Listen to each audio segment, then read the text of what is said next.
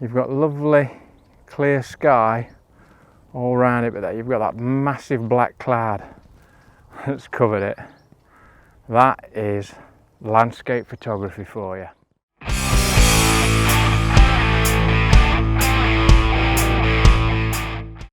Hi again, chaps. This is Scott Tilley from Scott Tilley Photography, and we're back in the woods this week. And what I'm hoping to do today is get some nice pictures of bluebells. It's bluebell season here in the UK, so I've come up to one of my local woods where I know there's bluebells, and yeah, I'm going to see if I can get some decent shots. Now what I've done, because this wood, the bluebells are all in one part of the wood, it often works better in the evening light. So what I've done, I've come in an afternoon rather than a morning, because I think it'd be quite dark up in this part of the wood where the bluebells are in the morning. So what I'm going to try and get is the low evening sun coming through the trees and then lighting the patches of bluebells up. So we'll see what we get. And I'm going to investigate one or two other places as well while I'm at it. I did come up yesterday and we had some thunderstorms in the area, and we had some really lovely black dark clouds and then the sun coming through, which would have been lovely. But as photography goes, and as all of you out there all know, when I'd set up, a big black cloud just came and sat on the sun until it went down. So yeah, it was a bit dull, but we didn't really get the shots I wanted. So I'm back tonight. The light, yeah, it's reasonable. We've got a lot of cloud around still, and I'm hoping that today that it's going to stay out of the way long enough for me to get a decent shot. So yeah, we'll see how we go.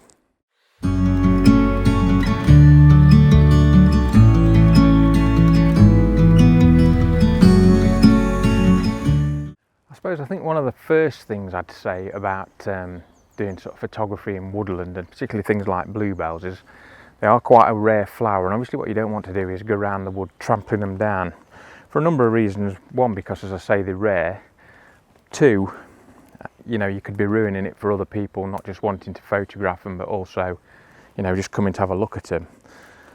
And obviously, yeah, it's a habitat that you don't really want to give much sign that you've been there, if any. So yeah, always what I try to do, and I don't know whether you can see down here, I'll just show you.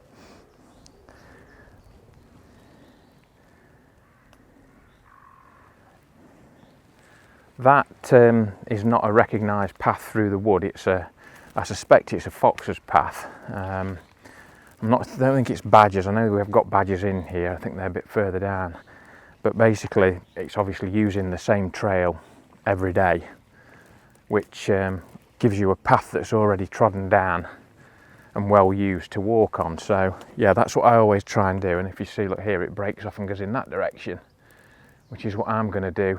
Splits off into a fork here, so use those paths, and then obviously you're not ruining the plants for yourself or anybody else.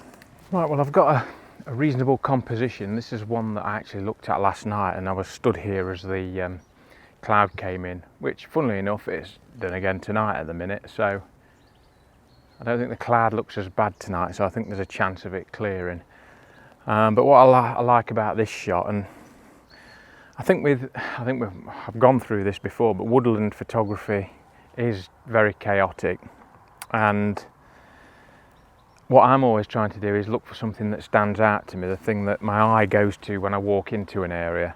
So what I've basically done here is I've come into the area where all the bluebells are, but I'm not really looking at the bluebells, I'm looking at what in here is standing out to me. And to be honest, the thing that stands out to me in this clearing is this lovely straight silver birch tree, and it happens that there's a fallen tree in front of it that's sort of leading out towards it. It actually veers off to the other side, so I'm trying to make a composition from that. But yeah, there's a lot of bluebells here as well. What I'm also super excited about today is that it's the first outing with my new camera. So yeah, this is my new Sony A7r3 with its Zeiss 24-70 lens. So I've had a little bit of a play with it, but this is really the first time I've brought it out, and last night, and yeah, the results look absolutely fantastic. So yeah, I'm looking forward to using it, and hopefully we can get a reasonable shot tonight, at least one. When I finish here, I think I'm going to head a bit further down into the wood and see if I can find anything else. Have a bit of an explore. I mean, basically settings on the camera, I know people are interested in that. ISO 100, f10, I'm using the focus peak, and I like to try, and a lot of the time I don't bother with autofocus. I'm not in a rush, you know, I can frame it up and I can focus it exactly as I want, and I find that with manual focus and the focus peaking on these cameras, I mean, if people don't know what that is, if I show you the back of the camera, there, now that red area is all the bits that are in focus, so it's f10 and 1/10 of a second at the minute. I'm just waiting for the sun to come through. But basically with Sony cameras, you get this focus peaking, which basically means that when you turn the focus ring, that red will come either closer to you or further away depending on which bit's in focus, which is really useful for manual focusing. And it also, if you're using old lenses, it's really useful for focusing with those when you've only got the manual focus option. So yeah, so I'm just going to wait here, and hopefully this sun's going to burst through, give me some nice shafts of light, because the sun's over in that direction up there, and it should look pretty nice. But yes, we'll see. As I say, I stood here last night and the same thing happened, but the cloud is nowhere near as big as it was last night, or as threatening, to be honest. So yeah, we'll see what we get, and I'll pop the picture up if we get one. Standing on the door, I'm on my way. A million things I guess that I should say. Right, I'm off to explore another part of the wood now, and this is all a bit of an experiment because I've not been here. I did one of my first vlogs from down here in January, but I've not really been here since then. And I do know the wood quite well for wildlife, but I've never really concentrated on stuff like the bluebells here. So I suppose the other thing to mention is that last night when I came and the weather turned against me, at the time I was pretty fed up, but you should never look at those visits as wasted, because what it did help me to do is to get straight to that first shot that I'd seen yesterday and set up. And today, you know, the lights come and I've managed to get that shot. That really goes for any of your photography, wherever you are.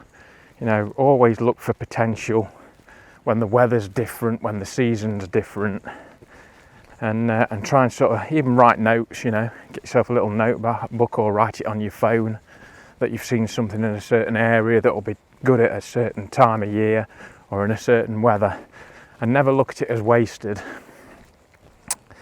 you know. So yeah, the sun has now disappeared back behind the clouds, so I was probably pretty lucky to get that shot. Now hopefully it's going to come out again, and I will have a chance to get another one. So yeah, we'll see how we go. Right, this is definitely going to be the last shot of the day. I have found another shot. Unfortunately, the weather has really turned this afternoon and it's now tipping it down. I think it's only because I'm in the wood that I'm getting away with it as much as I am, but the new camera is starting to get soaked. And basically what I've tried to do is I've tried to use the bluebells as sort of the background. They're the dominant thing in this area, and what I noticed is there's some early purple orchids amongst the bluebells. The only problem with that is the orchids are spread out quite thinly in between, but they all tend to be quite short compared to the bluebells, so the bluebells are overwhelming it. And I just found this one on this little lump here that's slightly higher than the bluebells, So I'm trying to use the bluebells as like a carpet, and then this one purple flower coming out of the middle. So I hope it's worked. Basically 100 ISO again. I'm using my Sony A7r3, but I've got my Pentax 135 prime lens with the adapter on to try and just isolate this one flower with the carpet of bluebells. And I've shot at about depth of field of 3.5 aperture, as low as I can get it on this lens really, so that I blur everything out apart from that one flower. And yeah, it looks quite nice on the back of the camera, and it's shooting at about a 20th of a second, so yeah, that's really nice. Right, I'm now off to go and get dry, because it doesn't look like this rain's going to stop. I think I've got another image, I'm quite happy with it, shot with the Pentax lens, so yeah, we'll see how that comes out, and you'll see it at the end of this vlog. If you've enjoyed this vlog, then please consider subscribing to the channel, and also give me a like for this video as well. And yeah, I'll see you soon for another one. But I am done. Yeah, I'm done letting go of all